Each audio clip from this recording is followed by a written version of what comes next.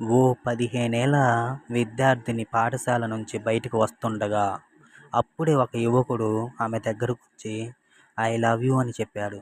దీంతో ఆ విద్యార్థి కళ్ళమ్మట కన్నీళ్లు పెట్టుకుంటూ "నాకే ఐ లవ్ యూ చెబుతాడా? వీడి సంగతి చెబుతానని" స్కూల్ యాజమాన్యానికి ఫిర్యాదు చేసింది. అయితే స్కూల్ యాజమాన్యం ఆ బాలిక ఫిర్యాదు మేరకు పోక్సో చట్టం కింద, ఎస్సీ, ఎస్టీ చట్టం కింద కూడా అతను కేసు నమోదు చేసి హైకోర్టుకి తరలించడం జరిగింది. అయితే ఇక్కడే పెద్ద ట్విస్ట్ అనేది వచ్చింది. అదేంటంటే ఛత్తీస్‌గఢ్ హైకోర్టు ఒక సంచలనమైన తీర్పిచ్చింది. అదేంటంటే మైనర్ బాలికకు ఐ లవ్ యూ అని చెప్పడం లైంగిక వేధింపుల కిందకు రాదని ఛత్తీస్‌గఢ్ హైకోర్టు సంచలన తీర్పును వెల్లడించింది. ఈ పదాల వెనక లైంగిక వాంఛ ఉన్నట్టు నిరూపితం కాలేదని న్యాయస్థానం స్పష్టం చేసింది.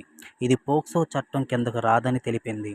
ఈ మేరకు మైనర్ బాలికకు ఐ లవ్ యూ చెప్పిన నిందితుడిని నిర్దోషిగా ప్రకటించింది హైకోర్టు ధర్మాసనం. పోక్సో చట్టం 2012లోని సెక్షన్ 7 కిందకు ఈ కేసు రాదని తెలిపింది.